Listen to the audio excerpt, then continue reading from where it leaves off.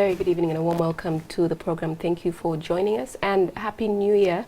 I thought we could do with some attention to our mental health as we start this year of 2021.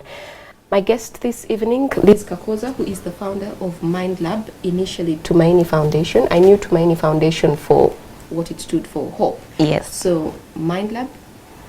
So thanks for having me, Josephine. So we decided to go through kind of like a small rebrand process. And the idea behind Mind Lab is to democratize access to mental health care and support. So by doing that, we want to equip people with the skills and empower already existing structures within the community to be able to provide mental health care and support to others in the community. So peer-to-peer support networks, that's what we're trying to do. And that's why we decided to shift to Mind Lab, you know, like a mind, Mind lab, yeah. All right, I wanted us to first of all catch up with you. We hosted you on this show about 3 years ago. Yeah. And I wanted to give our viewers, maybe who are interacting with you for the first time on this show, a chance to get a bit of information about you and your journey with mental health. You were diagnosed with mental health in about 2014. with depression in 2014, 2015? Yeah, thereabout. Right. Yeah. So, well, how have you been? And also, after answering the how have you been, let's go back a bit into your story for a recap. Okay. So I've been fairly okay. I mean, dealing with mental health is a journey. Yeah.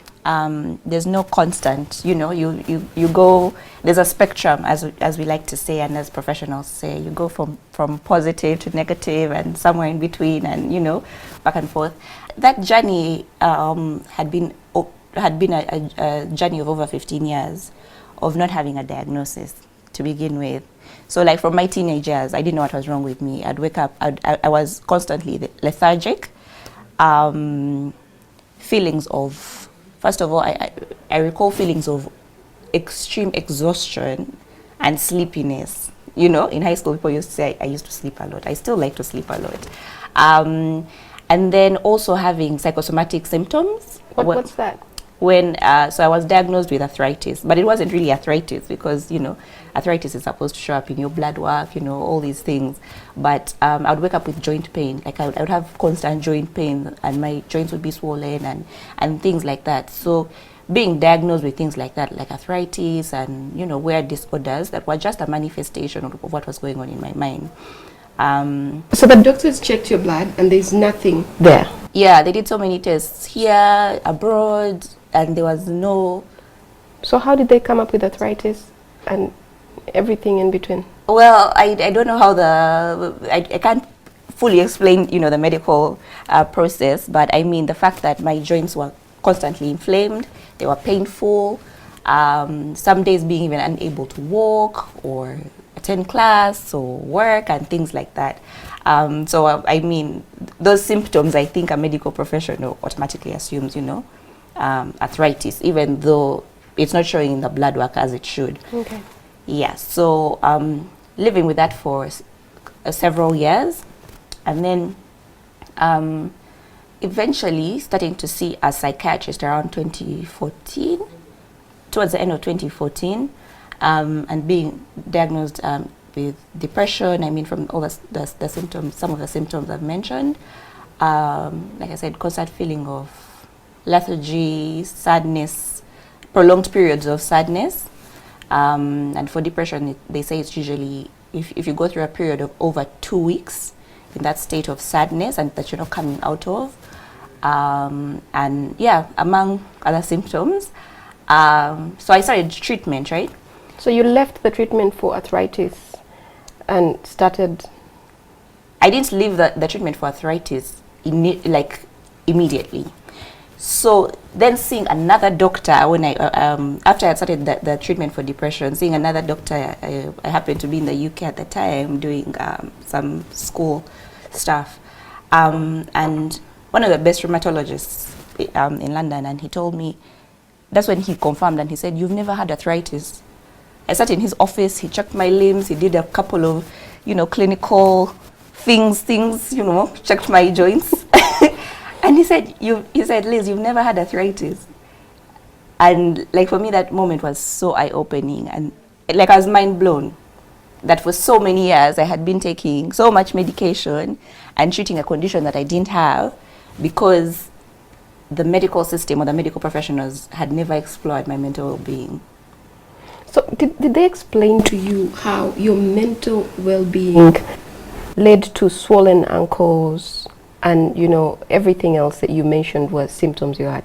Yes, so that doctor, unfortunately, I saw him for a short time because I was there for a short time at that point in time. So he explained to me, and he said that's when I first understood the idea of psychosomatic symptoms and how your mind can play tricks on your body to make you feel, you know, that you're physically sick when you're actually mentally unwell. Okay. Right?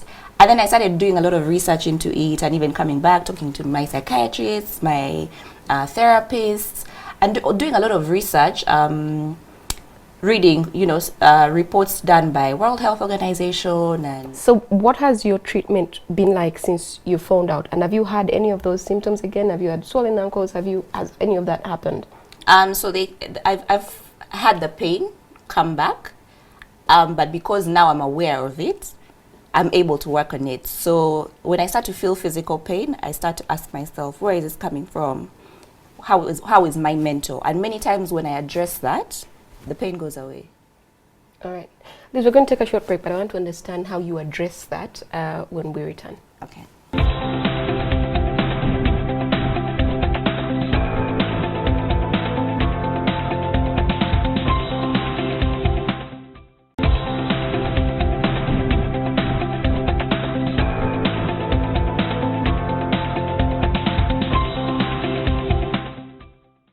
Welcome back. Thank you for staying with us. We are coming to you from the Kampala Serena Conference Center, NTV Uganda Studios, and in the guest is Liz Kakoza from Mind Lab. And Liz, before we took a break, I wanted to hear from you how you've managed to address all of this. I think what you're speaking about is things that we've seen happen in our own families, or we know somebody who it's happening to, and we just really haven't been able to put a name to it. Yeah. Yeah, so how have you managed to get to now? We're talking about how I've been able to, first of all, like deal with the pain. And like I said, addressing the mental for me means doing the work, right? I do go to therapy. I see a therapist. Now I've gone down to once a month. It used to be every week. But you see, therapy only works if you do the work, because therapy is like going to school, right? A therapist will only help you work through certain things in your life. So if you're given the homework, you have to do the homework to, you know, break down the mental. Being consistent with my medication, and I've been fortunate that I can go periods of time without taking medication, and that's the beautiful thing about recovery and, you know, being on top of your mental health. I think I know quite a number of people for who they're dealing with something similar. Mm-hmm. They've been given medication, but the hormones. Mm-hmm. So the medication either makes them really huge, or it has these kinds of side effects. How do you manage that? Yes, that can happen. Medication has its side effects, but I mean, it's important to work with your doctor to find remedies that work for you. So there are different options, right, available in the market. Also, different categories of drugs. You know, some are more expensive than others, or whatever, or work better in certain combinations. So it's important to report those side effects back to your doctor and say, this doesn't work for me, or this is a side effect that I can't keep up with, or you know.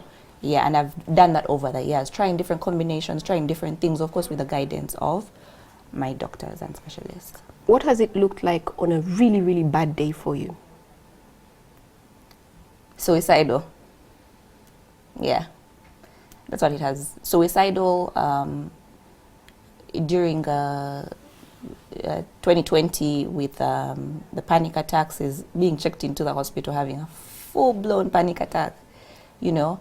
High blood pressure, not being able to breathe, you know, things like that, and having to be sedated, because a panic attack can be really, really, really bad.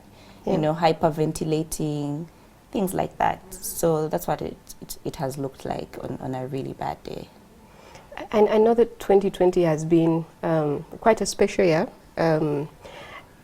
With, you know, COVID-19, there's a lot of uncertainty, there's a lot of loneliness with the social distancing and the lockdowns and everything. There's people, we've seen people dying, there's unemployment, people are losing their jobs. And, you know, now you watch the news and there's a lot of, you're seeing pictures that depict violence. Some people are telling me I don't even let my kids watch TV anymore because what's there, you don't want them to be in that space. So it feels like every time there's something brewing, something unpleasant brewing, and I can understand when you then say the panic attacks. And I guess it's why it is important to have this conversation now. What do we need to know about how our minds respond to these circumstances, 2020 and now the situation that we find ourselves in?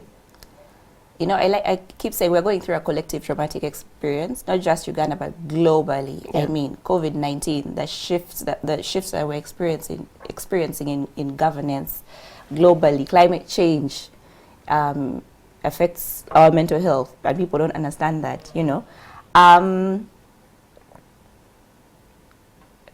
don't have kind words for 2020, to be honest.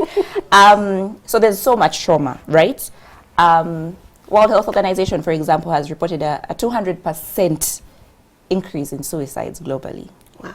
200%.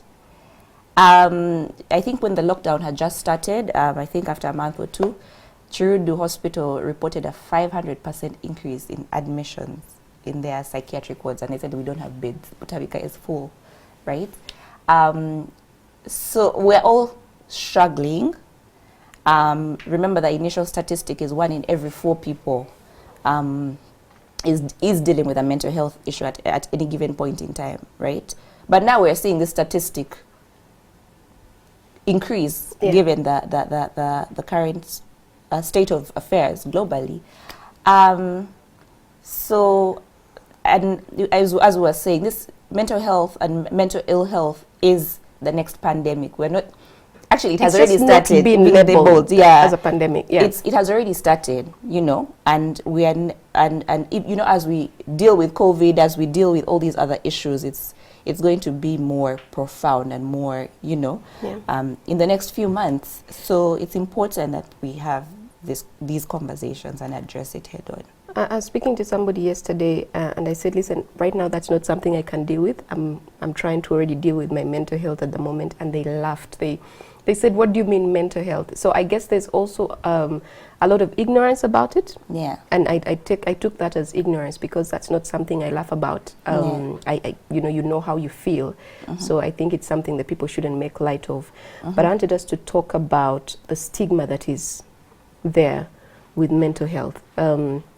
And psychiatrists. When you speak about a psychiatrist, if I tell someone go and see a psychiatrist, they say, I'm not mad, I'm okay. What are you talking about? So talk to me about the stigma that's there and why it shouldn't be there. Why are you bold enough to come and speak about you and what you've gone through, and you actually going to see a psychiatrist and seeing them constantly? It's very simple to me. Like, our brain is a part of our body, right? It's not detached. It's not that our brain is there and this is our body, right? It is a part of our body. The same way you would have a tumor on the same brain, right? The same way we talk about malaria, the same way we talk about cancer, the same way we talk about sickle cells, we talk about HIV or whatever. It's a part of our body, right? And for me, that's why I detached the shame, I put it aside, and they said, this mind is a part of me. If I had a broken leg, and that's an example we like to use often and say, if I had a broken leg, or God forbid you broke your leg, right? Everyone will say, get well soon, right? Oh, I'm so sorry you broke your leg, right? But why are we not doing that for mental health? And for me, that's why I got to a point and I said we need to tackle this stigma and stop being ashamed of addressing what's our minds and what's going on in our minds. It is a part of our body. Mental health, mental ill health, to a great extent, also has biological, physiological elements to it. I mean, there are hormones, chemicals responsible for the functioning of your brain that affect your mental health. And I'm sure as you will chat with a medical professional later, they'll explain this to you. And that is why it's important to see a psychiatrist. There's things like serotonin, adrenaline, dopamine, you know, that need to be addressed, right?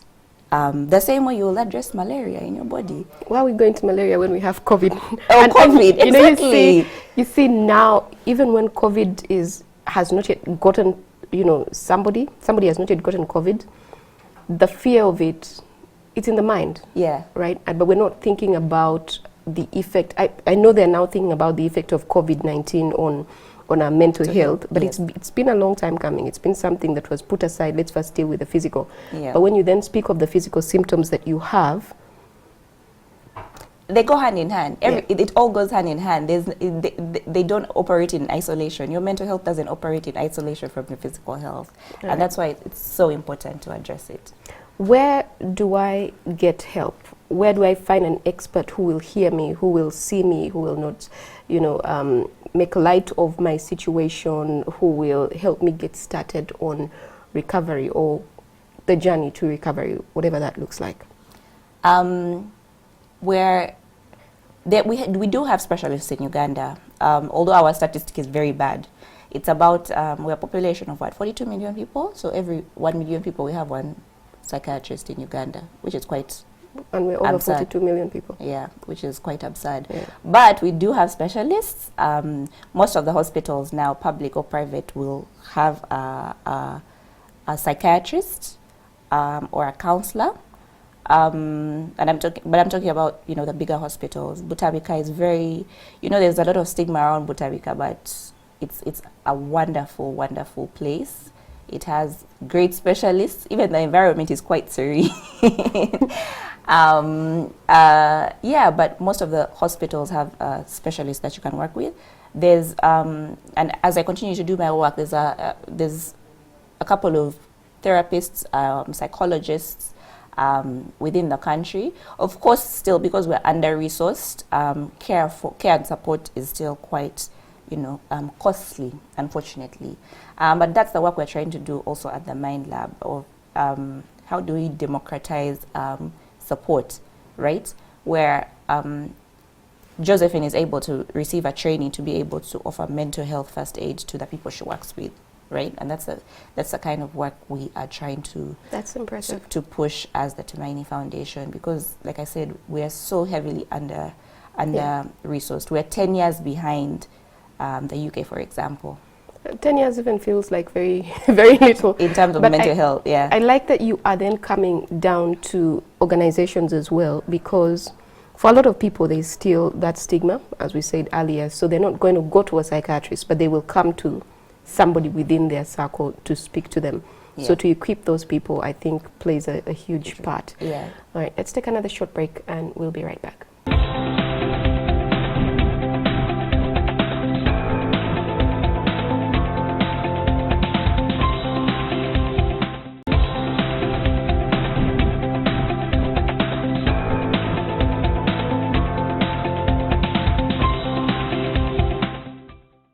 Welcome back. Thank you for staying with us. We're coming to you from the Kampala Serena Conference Center in TV Uganda studios. Liz, of all the things we've been speaking about, I was speaking to someone recently and she said, I feel sad and I've been sad for a very, very long time. I don't remember the last time I wasn't sad. And I want to understand the pointers that family, friends should look out for. Is that a pointer, for example? You mentioned you'd been someone feeling sad for over 2 weeks non-stop. That's a pointer. Is there a mental health checklist that points to there is a problem? Yes, there are checklists, I mean, for different diseases, disorders, conditions, but that is one pointer. Like I said, feeling sad for over 2 weeks. You know, but even if someone would ask a question and say, so if someone has died, for example, people are dying from COVID and someone would justify and we are sad, it's still over 2 weeks. It's still prolonged, right? Even grief can move you into a state of depression. So it's not something to be ignored, You get me? So it's important to address that prolonged grief that can move you into a state of depression, right? So those are pointers. Prolonged sadness or lethargy. Some people will say, I'm not sad, but I have no emotions. As a human being, you're supposed to have emotions, you know. So that lethargy, it's important to address it. Excessive fatigue, why are you tired for that prolonged period of time? Yeah, you were mentioning staying in bed the whole time. Why? Because when you define mental health, it's the ability of one to cope with the stresses of life and to function to their full ability. The World Health Organization definition is within that context. So if you can't get out of bed, you've fallen into negative mental health that's meant to be addressed, right? And, you know, other such change in someone's character. An ordinarily jolly person or happy person is now just, they don't speak. They're detached. That's why we say it's important to check in on people. When someone's character starts to change, there is something that needs to be addressed. So their mental health needs to be addressed. You know, small things like that. And I like to say, for example, if you visit your friend and they're ordinarily a tidy person, and then suddenly their house is, you know, like everything is... It's a mess. It's a mess. That you need to check in with that person and what's going on. We need to be more observant. You've gained weight, you're overeating. Or you've lost weight, you are, you know, and that's the comments that people make. And and that's why it's important to be sensitive, to check yourself when you're making comments like that. Don't just throw that there and say, you know, like you've said, you've gained too much weight. It's important to ask, okay. For you during COVID, you were just eating. No, that's not polite. You know? People don't know politeness. What does recovery look like? What does help look like? What do I do for somebody that I see is dealing with something like this? Maybe they're not ready to put a name to it or acknowledge that, but what do I do? I like to say empathy is the cornerstone of being able to tackle mental health challenges. As we try to help other people, it's important to remain empathetic. So for example, dismissing comments like that from your vocabulary, you know, like, hey, Josephine, you gained so much weight. That's not, I'm not being empathetic. So it's important for me to say, what's going on? Are you okay? Like, what have you been dealing with? And slowly creating space or holding space for people to be able to come to you and have that conversation and have conversations, you know. We like to say, check in on your strong friends, people who we assume are strong. Everyone's carrying something, you know, and I hate that label, strong. I don't want to be called strong, you know? I keep saying that as well now. I'm like, no, like... Yeah, you don't know what's happening in there. Yeah. What does treatment look like? You mentioned that there's drugs. You mentioned seeing somebody to constantly, you know, work with you on your journey. What else? Psychosocial education, right? Doing the work yourself. Looking for that information. I know we have information gaps, especially in our society, and that's something that we are trying to address as Mind Lab. We're working actively to create as many resources as possible that you can access either online or, and then we'll also be able to roll out these resources with healthcare providers. So you'll be able to find material very soon with different healthcare providers in different hospitals, different psychiatrists, doctors about, you know, mental health. So we're trying to make this information accessible to people as possible. If we're able to find, you know, money, funding, I mean, how do we roll that out into on television, radio, things like that? I mean, the same way we've done with so many other things, HIV, COVID now, you know, we need that information out there. So yes, the drugs, medication, therapy, but also that education is important. Absolutely. All right, Liz, as we close, and what do we take home from this conversation today? You have journalists out in the field in the middle of this chaos. You have politicians out in the field in the middle of all of this, and you have citizens out there trying to deal with COVID, and then whatever is happening with us in the country, the election, and everything that comes with this particular election. What do we take home from this conversation? It's such a difficult time for everyone. I feel so. I keep saying I can't imagine the turmoil, the mental turmoil. Your journalists are going through. You journalists are going through being caught up in the middle of all of this stuff, reporting COVID, reporting election violence, and we like to say you're not alone. I like to say you're not alone. Find someone that you can talk to. Whatever you're going through, find someone that you can talk to. Find someone you can confide in. There has to be that one person in your life, in your circles, that you can say, let me talk to this person, and they will help me work through the steps or work through things to be able to deal with everything that's going on right now. How do I find that somebody? We know that a lot of people, for a lot of us, it is not depression. It's not something that is fully understood or appreciated. So people will just shut you down and say, you'll be fine, or just first send this and first get the story done. Or how do I find somebody who can understand what I'm talking about and can maybe hold my hand as I go through all of this? That's a tricky question, and it applies, and it's very contexts vary, right? Depending on where you are, depending on your workplace, depending on if you're in the workplace, depending on if it's a family setting. Like I was saying, there is always that one person, right? There is always that one person around you. For some people, it's maybe your mother. She might not know what to do. She might not have the exact, she might not have all the steps to help you work through something. Maybe it's your pastor, and that's why we're trying to do work with spiritual and religious leaders. Maybe it's your HR person, right? And that's why we're also getting into organizations.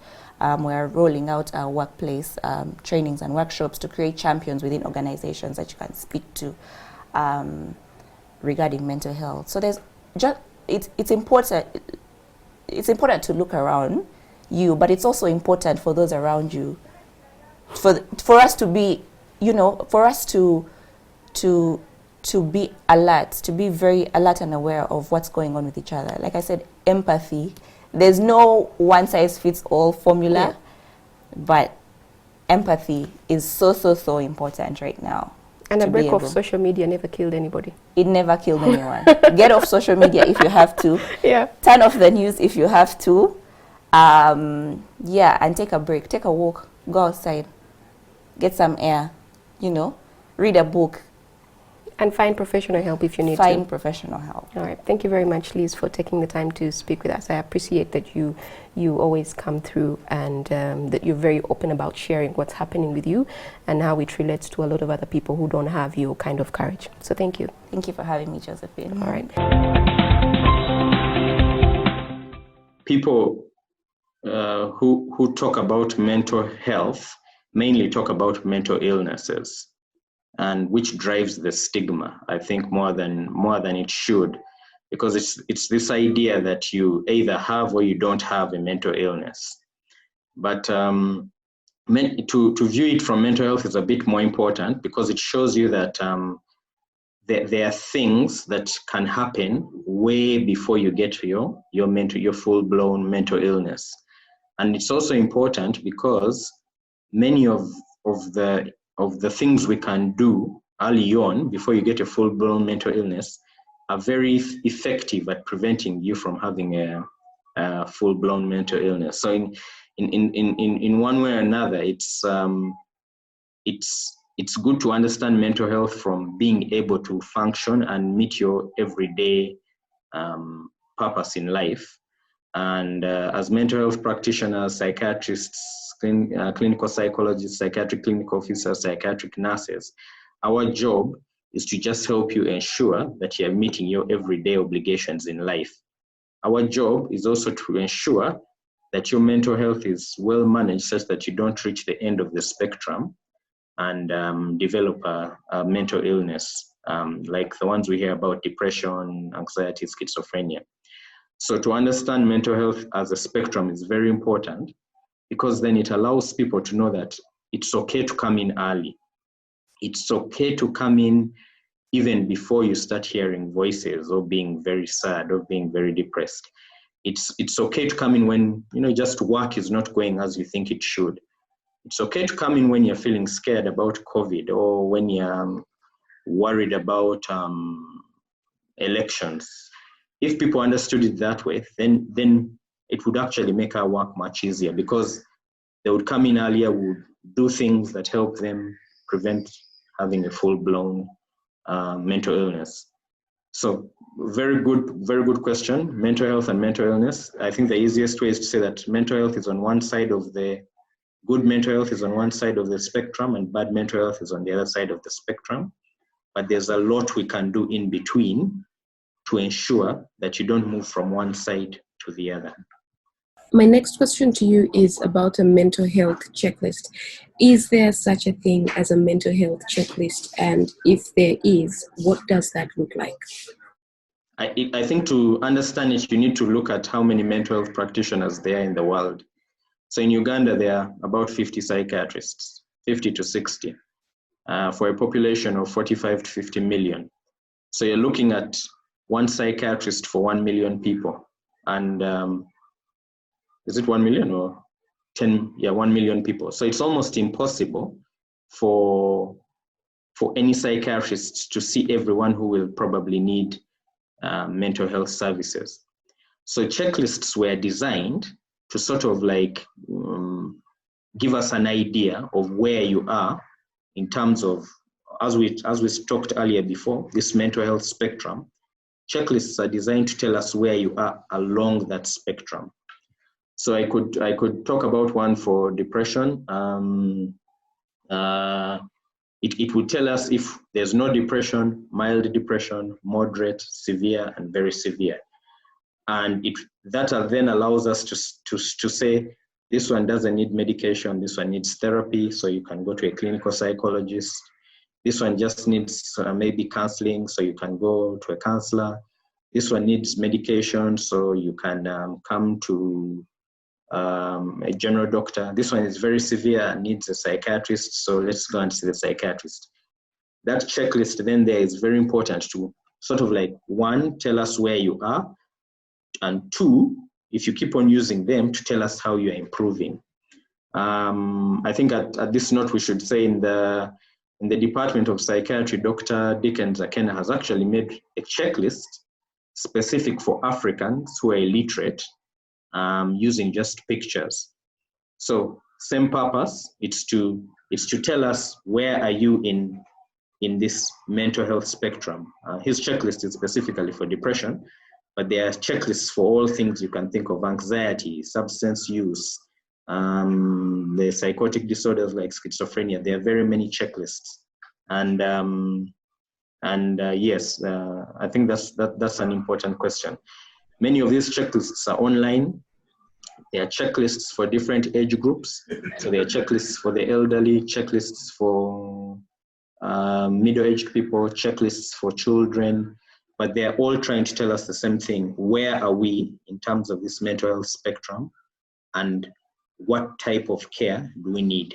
What do I do if I realize I need help? If I look at the checklist and I can tick all the boxes or not, but then I realize at the end of it all, the answer for me really is to seek help. What do I do? In the old days, mental health care was only in psychiatric settings. So in the old days, you would have to go to the National Referral Psychiatric Hospital at Butabika. But these days, mental health, our understanding of mental health has improved. So we prefer mental health in primary health care, in the community setting. So right now, the way mental health is carried out in Uganda is that there are mental health workers at almost all levels of care. So you don't need to primarily go looking for a psychiatrist okay? A doctor, a nurse, a social worker, a counselor, psychologist. The idea is that we prefer community mental health. We prefer you start wherever it's easiest for you. I believe from health center 3s, if I'm not mistaken, all the way up, they're mental health practitioners. So many people, again, that drives the stigma, because many people feel that they have to go to a national psychiatric hospital to get care. No, you walk into any healthcare facility, someone should be able to help you and understand and refer you to. So I lecture in the Department of Psychiatry, so I know that any doctor who qualifies as a doctor should have knowledge of any doctor, any nurse should have mental health at least training, whether it's basic, but they should be able to help you and start care. Right. Well, I guess then that works for somebody who has acknowledged that they need this kind of support. What do you do for somebody who is unaware about, whatever mental health challenge they might be facing, but everybody else around you sees it and you want to get them help? Where do you start from? It's very important to understand mental health care from functioning, not from the symptoms. Usually when you talk to patients and help them understand that it is functionality that is a problem, okay, then people are more willing to listen. What happens, however, is that we start from the symptoms. So we sort of like judge them, okay? You are not eating, you're withdrawn, however, if you say, look, you haven't been to work in a month, this is going to cause a problem, okay? We need to get checked up. It could be physical, it could be medical, let's just go and check up. Then that then allows them to have some degree of buy-in, because unlike in very few instances will people not know that they are sick. Usually, going back to where we started from, it's those with severe mental illness who won't know that they're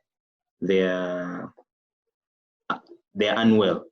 But if we are being our brother's keepers and we are in this early stage on the mental health spectrum, then someone will know, look, something isn't right. For example, I like an example of substance use. So we all know somebody who, with time, is having challenges with using substances. He's missing work. He's in accidents. He has legal problems. It's important to help him understand that the help is not we are not judging him in terms of his substance use per se. We are actually worried about his long-term functionality. And if you do that early, then they come in earlier, and then you don't need to wait and reach the end when they now have a severe substance use problem. Mental health can cause physical illness, okay? So for example, in children who have poor mental health, children are not able to come and tell you that I'm feeling sad. They will present with physical symptoms. If your child is having headache that never goes, stomachache that never goes, physical pain is a very common symptom of chronic recovering pain is a very common symptom of poor mental health. Things like ladies sometimes have menstrual changes, and then they think that there's something wrong with their cycle or something like that, and yet it's just down to stress. It goes back to my point that if anyone has a brain, they are at risk of mental illness. Now, the brain can give you physical symptoms of mental illness, or it can give you psychological symptoms of mental illness. So If you're having excessive back pain and it's preventing you from going to work, and you've gone in and you've checked and done all these tests and nothing seems to be working, just go online, get a checklist, do something for depression. You would be surprised. You may have mild depression.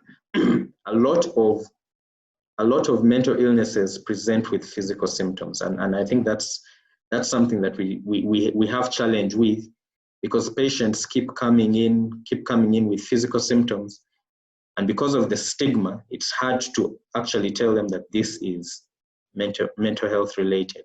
So very many,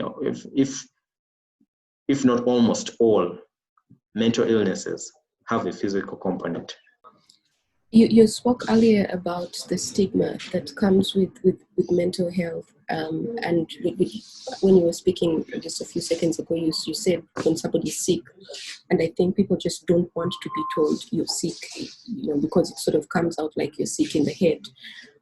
What must we do to break this stigma? I always say, I was taught. So the question is, what can we do to break the stigma? I was taught that there are two types of stigma. There is what the patient or the person who has the symptoms thinks about the illness. And then there is what the community thinks about the illness. The bigger driver of stigma is what individuals themselves think about the illness. The community only recognizes the mental illness when you are severe.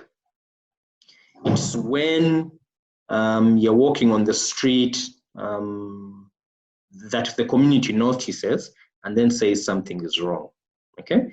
However, if we go back and say mental health is a spectrum, it is people need to realize that having some of these symptoms of feelings, sadness, low mood, anxiety, using substances more than you think is right, okay, is not